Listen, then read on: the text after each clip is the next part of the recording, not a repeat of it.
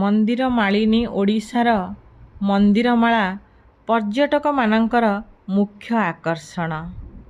ଠିକ୍ ସେମିତି ପ୍ରାକୃତିକ ସୌନ୍ଦର୍ଯ୍ୟରେ ପରିପୂର୍ଣ୍ଣ ଆମ କୋଣାର୍କ ଓଡ଼ିଶାର ଉତ୍କୃଷ୍ଟ କଳାର ନିଦର୍ଶନ। ଲୋକମୁଖରୁ ଶୁଣିବାକୁ ମିଳେ ହଜିଗଲେଣି ବିଶୁ ମହାରଣା ଆଉ ହଜିଯାଇଛନ୍ତି ଧର୍ମପଦ। କିନ୍ତୁ ଏକଥା ମୋ ମନକୁ କେବେ ବିଶ୍ୱାସ ଆସେନି। କୋଣାର୍କର ମାଟିରେ ଥରେ ପାଦ ପକେଇଲେ ଆଖି ଆଗରେ ଆପେ ଆପେ ନାଚିଯାଏ ଧର୍ମପଦର ସେହି ନିରୀହ ମୁହଁଟି। ଆଉ କୋଣାର୍କର କଳା ସ୍ଥାପତ୍ୟ ଭିତରେ ଫୁଟି ଉଠେ ବିଶୁ ମହାରଣାଙ୍କ ସହିତ 1200 ବଢ଼େଇଙ୍କର ସେହି ଶ୍ରମ ଆଉ ନିଷ୍ଠା ଜର୍ଜରିତ ମୁହଁ।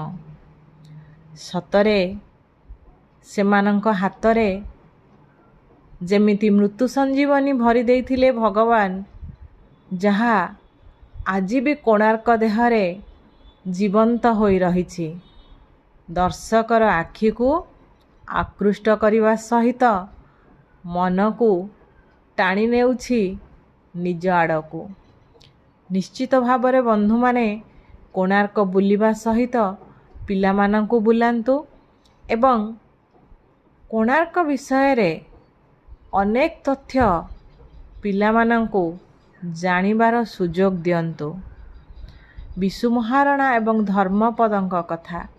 ସତରେ କୋଣାର୍କ ମାଟିରେ ପାଦ ପଡ଼ିଲେ ମନଟା କେମିତି ଗୋଟେ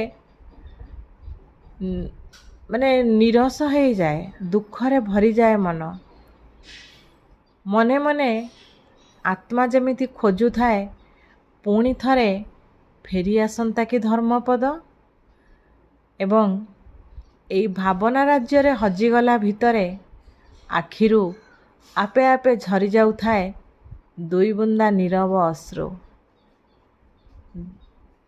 ଆମ ରାଜ୍ୟରୁ, ରାଜ୍ୟ ବାହାରୁ ଏବଂ ବିଭିନ୍ନ ସ୍ଥାନରୁ ମଧ୍ୟ ପର୍ଯ୍ୟଟକମାନଙ୍କର ସବୁବେଳେ ଗହଳି ଲାଗିଥାଏ ଏଇ କୋଣାର୍କରେ।